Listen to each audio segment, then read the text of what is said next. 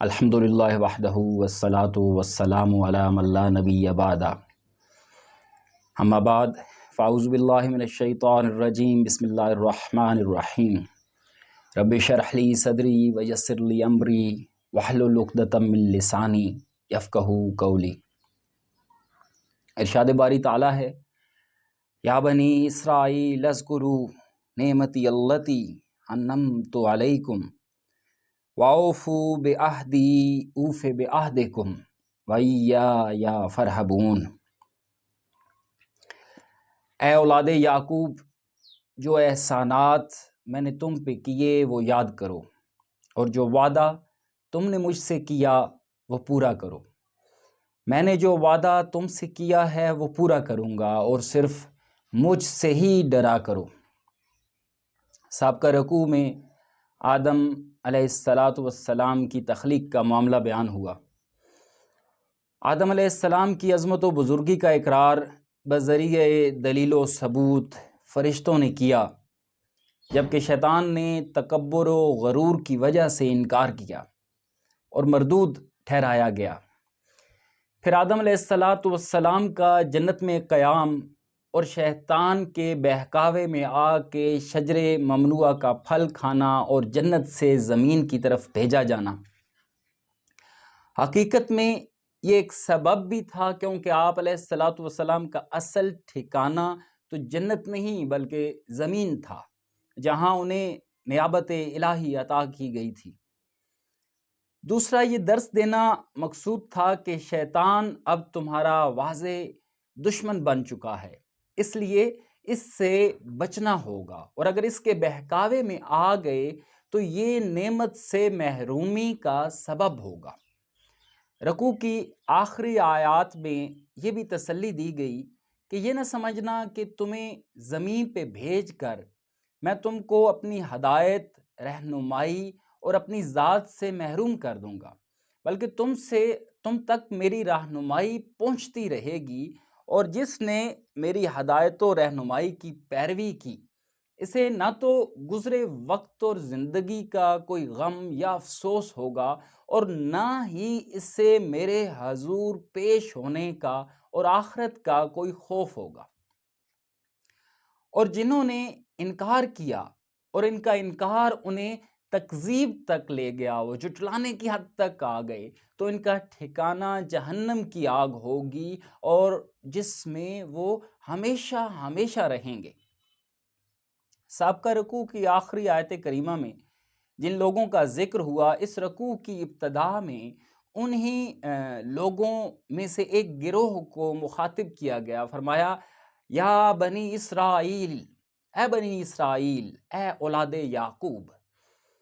اسرائیل حضرت یعقوب علیہ السلام بن اسحاق علیہ السلام بن ابراہیم علیہ السلام کا لقب تھا۔ یہ عبرانی زبان کا لفظ ہے جس کا معنی ہوتا ہے اللہ کا بندہ، یعنی عبداللہ۔ عربی میں اس کا معنی اگر کریں گے تو کہیں گے عبداللہ۔ اس لقب کی وجہ سے اولاد یعقوب کو بنی اسرائیل کہہ کر مخاطب کیا گیا۔ انہیں دور حاضر میں یہود یا یہودی کہا جاتا ہے۔ اولاد یعقوب پہ چونکہ اللہ تعالیٰ نے بے شمار انعامات فرمائے، سب سے زیادہ انبیاء اس قوم کے پاس بھیجے گئے، انہیں فرعون جیسے ظالم سے نجات دلائی، ان کے لیے من و سلوہ اتارا گیا، وہ جہاں جاتے بادل ان پہ سایہ کیے رکھتے، ان کے لیے پانیوں سے رستہ نکالا گیا۔ اولاد یعقوب کے 12 قبائل کے لیے 12 چشمے جاری فرمائے۔ گویا یہ تمام قوموں میں سے سب سے زیادہ لاڈلی قوم تھی۔ اس آیہ کریمہ میں اولاد یعقوب کو وہ نعمتیں یاد دلائی جا رہی ہیں۔ ان انعامات کو یاد دلانے کا مقصد یہ ہے کہ جب میں تم پر اتنے انعامات کیے، جب میں نے تم پہ اتنا کرم فرمایا، تمہیں لاڈلی قوم کے طور پہ رکھا، تو تم اپنا وعدہ پورا کرو، اور جزا کے طور پہ میں تم سے اپنا وعدہ پورا کروں گا۔ ان کا وعدہ کیا تھا کہ ہم آپ کی نافرمانی نہیں کریں گے، ہم آپ کا حکم بجا لائیں گے، اور جس نبی آخر الزمان علیہ السلام کی بشارتیں اور نشانیاں تورات میں بیان ہوئی ہیں ان پر ایمان لائیں گے، بلکہ صرف آپ علیہ الصلوۃ والسلام کی نہیں، آپ کے اصحاب کی نشانیاں بھی سابقہ کتب میں بیان ہوئیں۔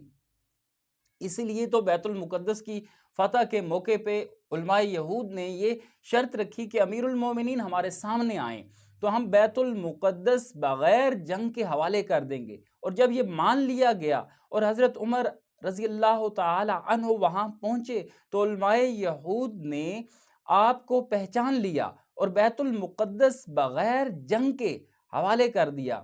تو فرمایا اوفو بعہدی اوف بعہدکم، جو وعدہ تم نے مجھ سے کیا وہ پورا کرو، اور میں نے جو وعدہ تم سے کیا ہے وہ پورا کروں گا۔ اب اللہ کا وعدہ کیا ہے کہ جو اس کی فرما برداری کرے گا اسے نہ صرف دنیا میں عظمت و عزت سے نوازے گا بلکہ آخرت میں بھی جنت کا وہ حقدار ہوگا۔ اور فرمایا کہ وَإِيَّايَ فَارْهَبُونِ، اور صرف مجھ سے ہی ڈرا کرو۔ یہود چونکہ اللہ تعالیٰ سے ڈرنے والے کو، نیک لوگوں کو راہب کہتے تھے، تو وہی لفظ یہاں استعمال فرمایا گیا، یعنی تم جو اپنے اندر اپنی قوم کا، اپنے قبیلے کا، لوگوں کا، اپنے نفع و نقصان کا خوف اور ڈر بٹھائے بیٹھے ہو، اس کو نکالو اور صرف مجھ سے ہی ڈرا کرو تاکہ تم اپنے وعدے کا پاس رکھ سکو، تاکہ تم اپنے وعدے کو نبھا سکو، اپنے وعدے کو پورا کر سکو۔ اس آیہ کریمہ میں شان نزول کے اعتبار سے یہود مدینہ کو مخاطب فرمایا جا رہا ہے، جو انبیاء سابقہ کی تعلیمات، تورات و زبور کے احکامات کو پس پشت ڈال کر اور اللہ تبارک و تعالی سے کیے گئے وعدے کو بھلا کر نبی کریم صلی اللہ علیہ وآلہ وسلم کی نبوت کا انکار کرتے تھے۔ لیکن عمومی طور پہ یہ حکم سب کے لیے ہے، اور قرآن کے مخاطبین کسی خاص زمانے کے کوئی خاص لوگ نہیں، بلکہ قرآن قیامت تک آنے والے لوگوں کے لیے رہنمائی اور ہدایت کا سرچشمہ ہے۔ غور کرنے پہ پتہ چلتا ہے کہ ہمارا حال بھی کچھ ان لوگوں سے مختلف نہیں۔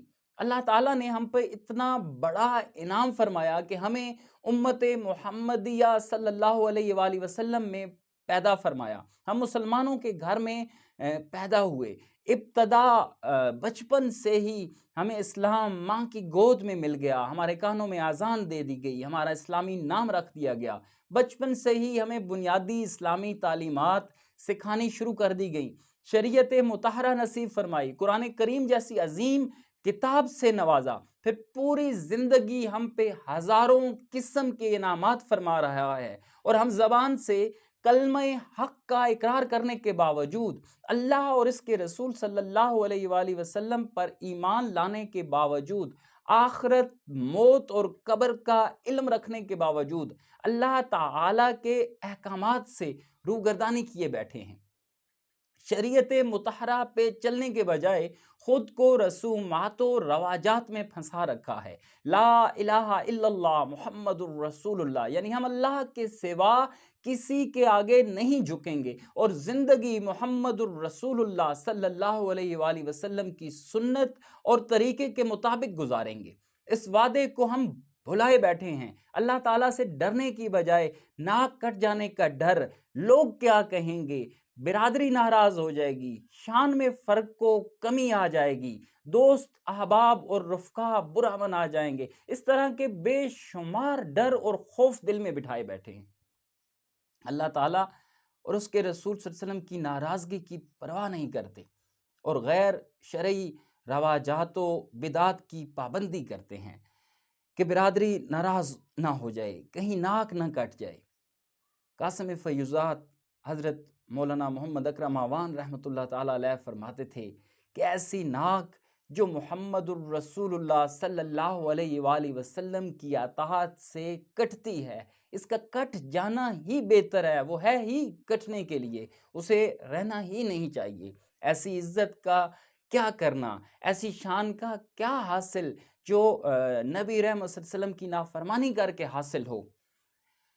اللہ تبارک و تعالیٰ سے دعا ہے اللہ تعالیٰ ہمیں صراط مستقیم سمجھنے، اس پہ عمل کرنے اور تا دم آخر صراط مستقیم پہ قائم رہنے کی توفیق و ہمت عطا فرمائے، آمین یا رب العالمین۔